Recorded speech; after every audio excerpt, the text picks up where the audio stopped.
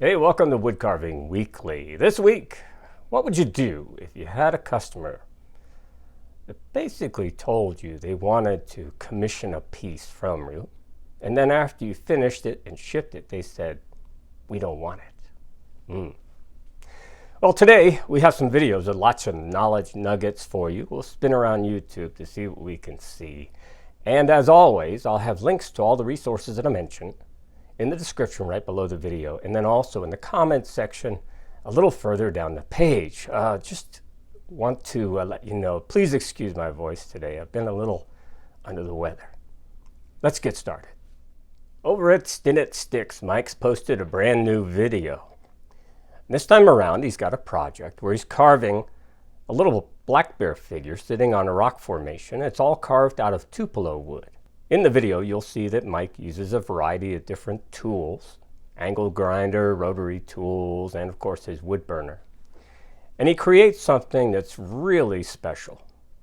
The finished project includes some highly detailed work that Mike seems to really specialize in. In the video, you'll see him take you through the entire carving process, and he starts with a clay figure that he sculpts to give himself a reference for the black bear. He talks about the challenge that comes from basically moving from the clay figure onto the wood, and says it's not easy to kind of sketch the bear onto the wood just using that clay figure. But as you would expect, Mike does a great job. And this video is very enjoyable. It includes some beautiful landscapes, some wildlife, his little dog Pearl, and of course some really nice music as well. There's a knowledge nugget in this video for you. In the rock formation, which is highly detailed, Mike used a moss-like medium, and he shows you how to easily create that moss-like medium if you ever want to add a little moss, touch of moss here or there in one of your carvings. Up next, we'll go to the state of Maine, to the Tay Marie YouTube channel. That's where Taylor is working on a project. She's carving a little dachshund dog. She uses several blocks of eastern white pine that she's glued together, and she uses her chainsaw and other power tools to do the carving. She's dealing with some challenges this time around. She's got some caterpillars that are dropping out of the tree that she usually carves under, and so she has to move inside because she doesn't like bugs. Taylor's also dealing with a cranky customer. So Taylor went through all the process carving this little dachshund, and she shows you the carving process as well as the burning and detailing, painting as well. Turns out that this little dachshund was commissioned and it was damaged during shipping. It got to the customer. It was damaged. Taylor paid to have it shipped back to her, and she repaired it. And then the customer said, we don't want it. What would you do if you had a commissioned piece, something that was specialized to look like a person's dog, and then they said they wouldn't accept it? Well, check out Taylor's video where she explains what she decided to do. You know, a lot of carvers struggle with carving faces, and this next video can be very helpful for you. Alec LaCasse has put together a brief video about the top 5 carving mistakes that he sees for folks that are carving faces. And this includes the forehead, the eyes, the nose, the mouth, and the neck. It's a really good video, very informative, and it will probably help just about anyone who's interested in carving faces. Alec does a really nice job of describing some of these issues and how he resolves them. And as usual, Alec adds some humor in this video as well. Make sure you go and check out his website, where you can order a copy of his book about carving faces, and you can sign up for his carving school. Over at the Woodcarvers Corner channel, Rex Branson has a brand new project, and he's put together a tutorial series. In part 1, he's kind of taking us through the beginning steps of carving an angel out of a large piece of aspen. Now, during the first 9.5 minutes, Rex takes you through a discussion about proportions and the proportions he used to create his standing angel figure. He gets out his sketch pad and then demonstrates the 7 heads theory, right? That the body is 7 heads long and 3 heads wide at the shoulder and so on.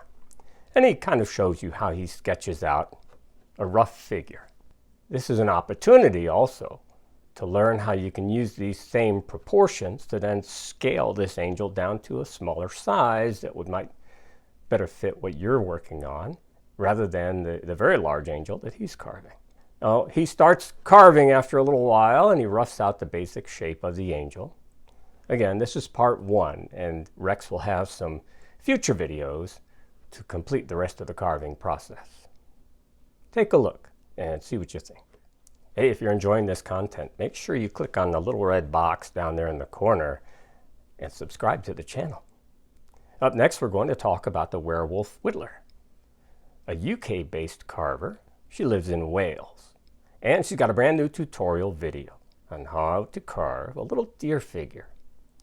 She's using basswood, and for this project, she's more or less doing a 1-knife whittle. Looks like a detail knife, flex cut detail knife. Although she did use a small file to add some contour around the legs of the deer, but it could easily be a 1-knife whittle.